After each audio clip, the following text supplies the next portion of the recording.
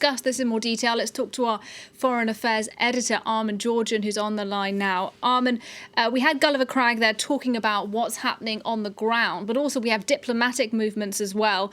Meetings in Brussels today, including with the US's top diplomat, Anthony Blinken. He'll meet with Ukrainian leaders. What sort of support has Ukraine been getting so far from the United States? Well, if we take NATO as a whole, NATO, of course, can't help Ukraine the way that it helps members of the alliance. Ukraine is not a part of NATO, but NATO has been enhancing its cooperation with Ukraine. It gave Ukraine a special partner status last year. And the fact that Ukraine is not in NATO, that doesn't stop individual members of NATO from coming out with their own military aid packages for Ukraine. And there are two notable examples of that. One is the United States, which announced a fresh military aid package at the beginning of last month, and Turkey, which also has a significant military relationship with Ukraine as part of a Turkish effort to balance Russia in the broader region. The question is, though, I suppose, where does the military aid actually lead to? Its supporters would say deterrence, but you could perhaps also argue that that the cost of that deterrence is occasionally these heightened tensions between the two sides, and certainly a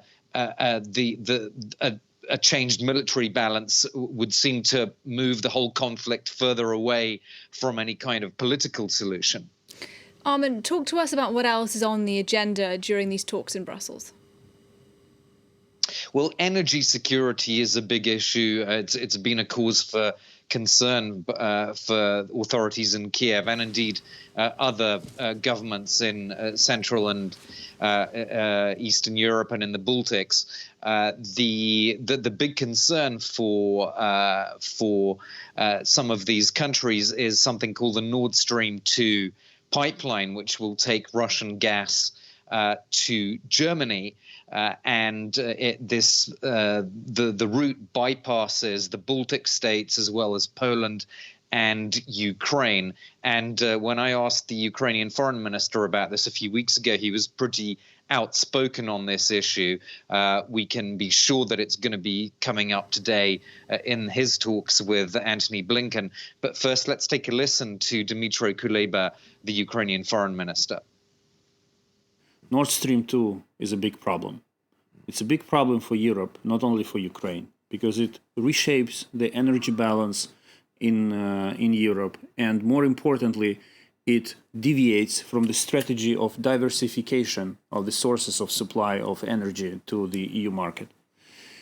We heard what the US administration said, and we are satisfied with the messages they are sending, because they confirmed the same position that Nord Stream 2 is a bad project.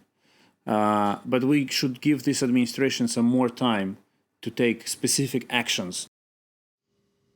So I think the key phrase there is at the end, we should give the US administration more time before it takes action. And that was a few weeks ago. The situation has now changed, of course, since that interview because of this military buildup on Ukraine's eastern border. That certainly gives Kiev a card to play with the Americans, and it gives them an opportunity to say now to the US, this is now a justification for, as far as the Ukrainians are concerned, to take further action against companies that are still involved in that Nord Stream 2 pipeline. All right, Armen Georgian, thank you very much indeed for your analysis on the programme. Well, meanwhile, the Russian foreign